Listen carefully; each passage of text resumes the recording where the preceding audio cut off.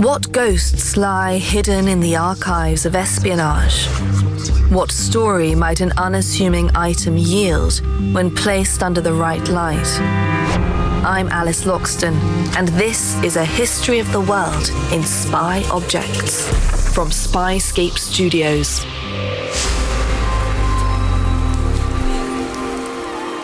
Walk into the coding department of any startup in the world, and you're sure to meet a lot of left-brain techie types, mathematicians, programmers, engineers.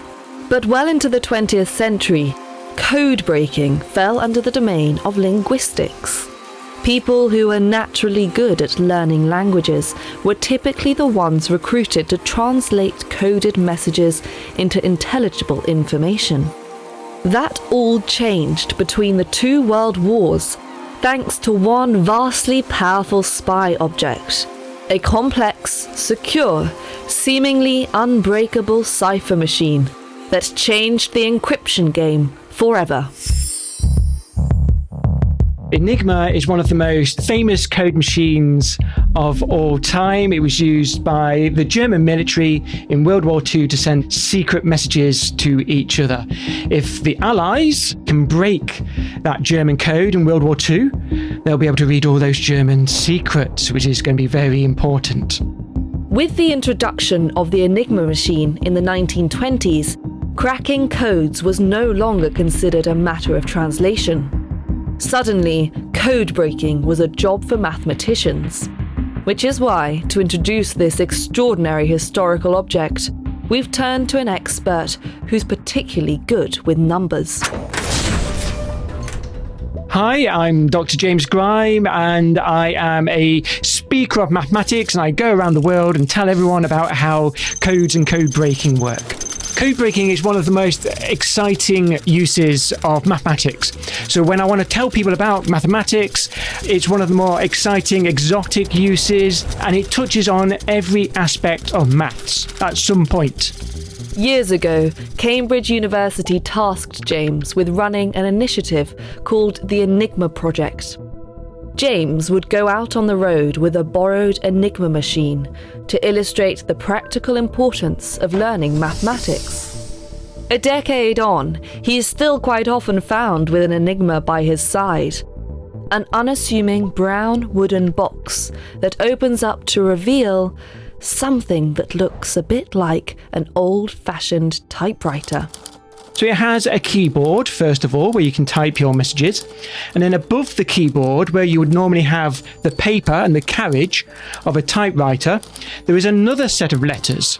And that's where your code letters light up. So that's lighting up instead of printing on paper. Well, part typewriter, part Wurlitzer organ. And then above that second set of letters are three wheels at the top of the machine. And those three wheels move as you type, and that's making your code for you. Inside the Enigma machine is a battery and a web of simple circuitry. With each press of a key, a new circuit is formed, and a new letter lights up, meaning a new piece of code is generated. So if I press A, then the letter K might light up on the code machine. Well, that just means that A is connected to K, so K lights up. Now, when I press the button again, the rotors will move one place forwards. So when I press it again, a different code letter will light up this time. The wiring turns forwards one place, and the battery gets connected to a different light, and you get a different code letter each time. So, press A, and you might get the letter K, or the letter G, or the letter X. It'll be different every time, because there are so many possibilities and so many different ways to set the machine, which the Germans did during World War II every morning. There are three wheels inside the Enigma machine. You actually had a box of 5 to pick from. So you're picking 3 wheels from a choice of 5. You put those into the machine. Each wheel has 26 starting positions. And at the front of the machine is something called the plug board.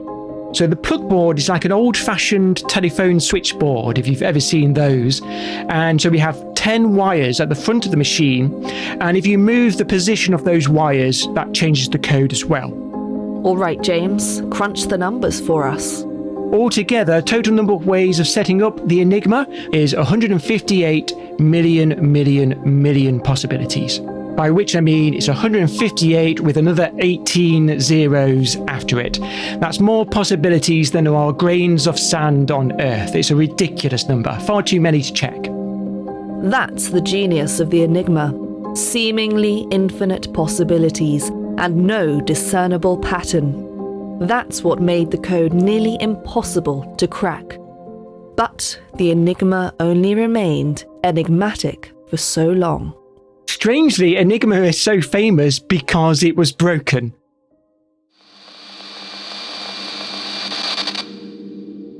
Long before World War II even started, Poland had been chipping away at coded German communication.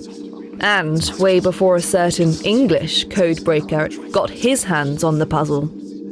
Polish mathematician Marian Rejewski cracked the Enigma code back in 1932. He did so by finding and exploiting a procedural flaw in the way the Germans were transmitting their messages. 5 weeks before the country was invaded, Poland's codebreakers sent their findings on to the British.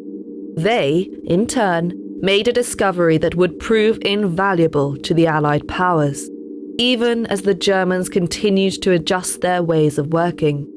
It wasn't just that there was a flaw in the procedure. There is a flaw in the machine, so if I was just pressing the same letter repeatedly, like if I press the letter A over and over, it would keep changing the code letter. That's what makes it so clever. But there is one letter that it can't become, and it can't become itself. So an A would never become an A in the code, or a B is never a B in the code. That's your clue. During the Second World War, the codebreakers at Britain's Government Code and Cipher School, housed at Bletchley Park, honed in on this Achilles heel. What they would try to do is guess a word or a phrase that might be in this coded Enigma message that they've intercepted. So they might try, I don't know, Heil Hitler, because they would end messages with Heil Hitler. Heil Hitler is 10 letters. Maybe near the end of the message it says that, Heil Hitler. Okay, I'm going to take 10 letters of the code, somewhere near the end. I'm going to guess it says Heil Hitler. Imagine those 10 letters written out on a piece of paper in front of you. Now, imagine 10 other letters, scrambled code letters, on another piece of paper. If you slip the second line of letters beneath the first, 2 H's cannot line up. Neither can 2 E's, nor 2 I's. I'm trying to find a position where I have no matching letters. If I find that, I'm going to guess that bit of code says Heil Hitler. And then that's when they designed these large code-breaking machines so that they could eliminate all the wrong possibilities and find the correct positions, the correct Enigma positions that make that bit of code say Heil Hitler. And who do we have to thank for those code-breaking machines? A chap you might have heard of called Alan Turing. He designed these large code-breaking machines called the bomb, and these were the code-breaking machines that were used for the rest of the war. By reading these Enigma messages, we knew where the German ships were, which allowed us to get supplies across from America. Now that was a big deal because historians say that by getting our supplies across, we were able to shorten the war by 2 years. And that's because D-Day could happen 2 years earlier than otherwise. With Enigma cracked open, Bletchley Park codebreakers were able to read fully 10% of all German communications. A vast trove of information with massively positive implications for the Allies. And for Dr. James Grime, the story of how the Enigma code was cracked holds great personal significance as well. For me, it's not often that the mathematicians get to be the hero of the story, and these people saved lives. And these aren't soldiers, they're not fighting around the world like other people were. It's these mathematicians using their brains to save lives. And this is something that we can still do today.